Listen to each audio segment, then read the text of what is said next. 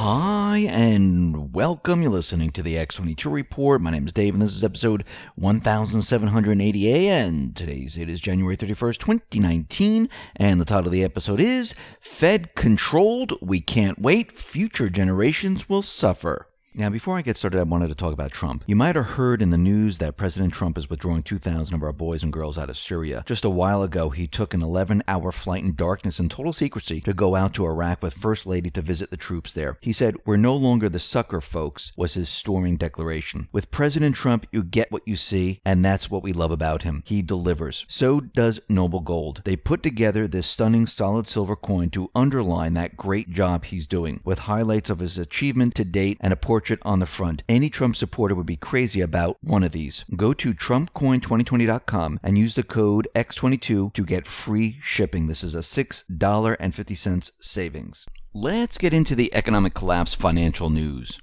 Now, we know that part of the plan is to get rid of the central bank, and we know that Trump has Andrew Jackson hanging on the wall. I do believe Powell is working with Trump. I do believe they're working together. Now, does this mean that Powell's going to stay in this position forever? No, because we can see from the past, if Trump doesn't need the individual anymore, he removes them. Remember, these individuals are in a certain position for a certain period of time to do a specific task. That is it. And then once that task is finished, or Trump doesn't like how they're doing their job, he removes them. At this point, we can see that Powell is being controlled by Trump. Q has told us that the Fed's mission, and this was way before Powell came into office, was to bring down the economy by raising the interest rates. Now, we know this is one of the Fed's tactics. We've seen it in the past. If you go back to 2006, 2007, you can see the Fed raised the rates to a certain point until the economy started to fall apart. Then they dropped it like there was no tomorrow, so no one would really notice what they did. And they pretend that they had nothing to do with this. Well, Trump, the patriots, they knew exactly what the Fed was trying to do. And Trump was out there contradicting the Fed at every turn. Now, this did two things. First, it brought attention to the Fed that when they do something, it could hurt the economy. Many people thought, oh, the Fed's in the background.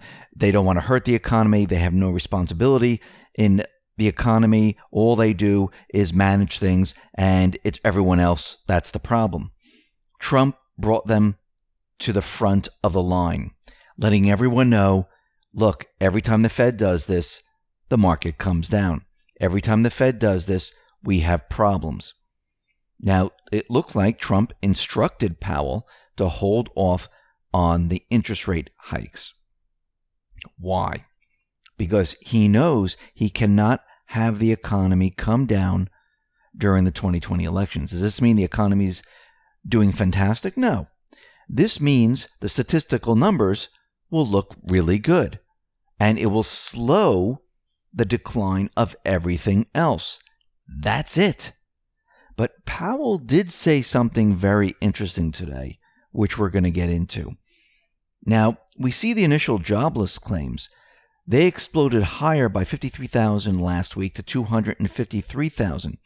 Now, we all know why this happened. This was because of the shutdown. All the government employees filed. Now, most likely, this will reverse itself once the government is open full time, and this will completely disappear. But we know that the initial jobless claims, we know that the unemployment numbers, we know that all these are fake numbers. And we can see at this point, we've seen how they've done this. We know how they manipulate the calculations. We went over this many, many times before. Now, we understand that the housing market is not doing well. Now, since the Fed has decided not to raise the rates once again, this will slow the decline of the housing market. Is it still going to decline? Absolutely. I mean, yesterday we talked about pending home sales. I mean, this is a little glimpse into the future. This is how many contracts are signed. And we can already see there are fewer and fewer contracts being signed, which tells us that in the future, existing homes, new homes, they're going to decline also. It might be at a slower pace, but we're going to see the declines continue. Remember, this economy is built on an illusion. It's built on what the Fed has done in the past. If the Fed just removed itself from this entire picture and didn't control the markets, didn't control the interest rate, let the entire economy be a free economy, the whole thing would implode on itself. And the reason why it would implode on itself is because the Fed knows the economy cannot sustain itself in the way it is today. They have to control every aspect, which means they're controlling what the stock market does, along with Trump and his magic wand. They're controlling the interest rates. They're controlling precious metals. They're controlling everything that we see today. And once this is stopped, that's when the economy has a problem. Why do you think the economy has been declining? Think about it. The Fed has been unwinding its balance sheet, allowing the interest rates to move up because they are doing it. Once this happens, the economy started to rapidly fall apart because they suppressed the interest rates. They took on all the toxic waste, the housing loans, and bought up a lot of treasuries. If you notice, once they start to release it and let the system kind of, not really, do what it's supposed to be doing, it all falls apart. So without their suppression, without them manipulating, without them doing all these things, the economy completely falls apart. Now, Trump knows this. He knows exactly how this works. And this is why Q has been saying that eventually what's going to happen is gold is going to bring down this entire economy. But it just can't happen yet because Trump has been unwinding the globalist system, the central bank system, and he has to do it one step at a time. He has to put everything in the right order, make the deals he needs to make, remove the globalist trade policies, and make sure the economy can be sustained when we come off the central bank system. Because if everything is not in place, guess what happens to the economy? It implodes on itself. Now, U.S. and China, they are going to begin the high-level trade talks in D.C. There's going to be 2 days of intense trade discussions that will begin in the Eisenhower building, led by U.S. Trade Representative Robert Lighthizer and his Chinese counterpart, Vice Premier Liu He. And they're going to be talking about trade. Now, Trump did come out and he tweeted the following. China's top trade negotiators are in the U.S. meeting with our representatives. Meetings are going well with good intent and spirit on both sides. China does not want an increase in tariffs and feels they will do much better if they make a deal. They are correct. I'll be meeting with their top leaders and representatives today in the Oval Office. No final deal will be made until my friend President Xi and I meet in the near future to discuss and agree on some of the long-standing and more difficult points. Very comprehensive transaction. China's representatives and I are trying to do a complete deal. Leave nothing, and this is all caps, nothing unresolved on the table. All of the many problems are being discussed and will be hopefully resolved. Tariffs on China increased 25% on March 1st, so all working hard to complete by that date. And China, they are now working with the United States to create these bilateral trade deals where both sides benefit.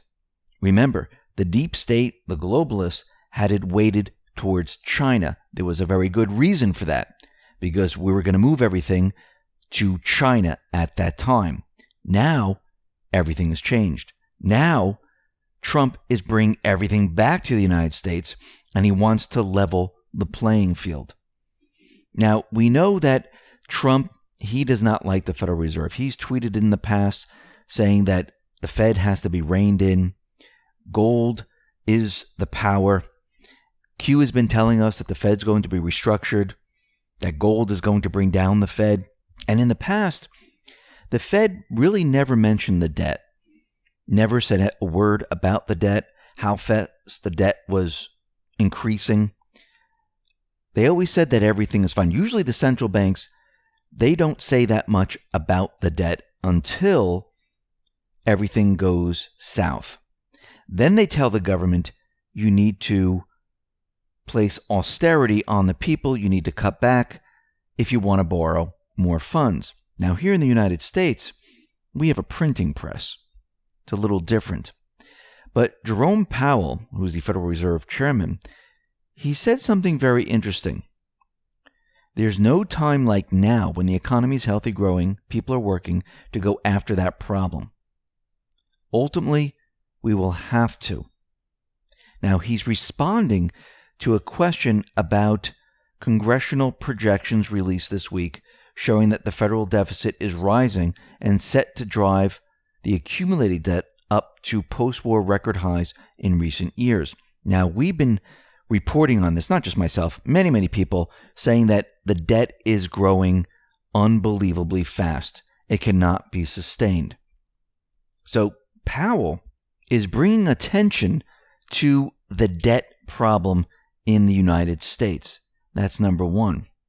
He said, in the longer run, we'll be spending all of our money on paying interest and not on the things that we really need to be doing for future generations, for our own generation, he said. Right now, he is warning the American public that we have a debt problem. This is coming from the Federal Reserve, and that our interest payments are going to be too high, and we'll be spending all our money on interest payments. Think about what he's doing right now, because most of the people, they have no clue that we have a debt problem. They have no clue that most of our funds that are coming into the government, they go to interest payments, and the government has to continually borrow more and more money. And Powell is saying that generations are going to suffer unless we do something. Remember, Trump always likes to educate the public before Trump, the patriots, do anything. If you look at his tweets with Clinton, with Orr, with Comey, he's continually educating the public, letting the public know there are problems. This is the same thing. He brought attention to the Federal Reserve. Usually the Federal Reserve was something the news, the mainstream media, talked about in the background. That, oh no, you can't really say anything about them. They're doing a fine job. It's everyone else. Now Trump has brought the Federal Reserve to the front, and he's going to continue to do this. And after the elections, most likely, he's going to continue with the contradictions, pointing out that the Fed is the problem, preparing the Fed for restructuring, and then eventually maybe getting rid of the Fed altogether. And we know that he has Andrew Jackson hanging on the wall, who took care of the Fed.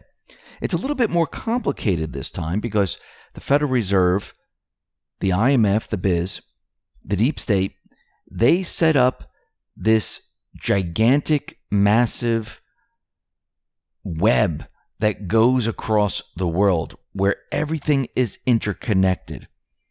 And you just can't pull the plug, or many people, and I'm talking about the everyday person, they would suffer the consequences. No, the wealthy, they'll be fine. The Rothschilds, they will be fine.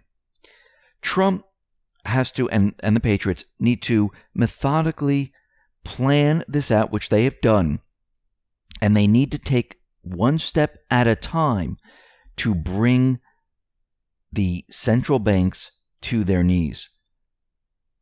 At the same time, they need to do this while they don't hurt the everyday person. Now, this is a great task. This is not something that you just can do and you just pull the plug out of the wall and say, we're done. Everyone's on their own. Good luck. Because there's going to be a lot of people that are going to get hurt. And what I mean by getting hurt, well, people losing their life savings. People can't feed themselves.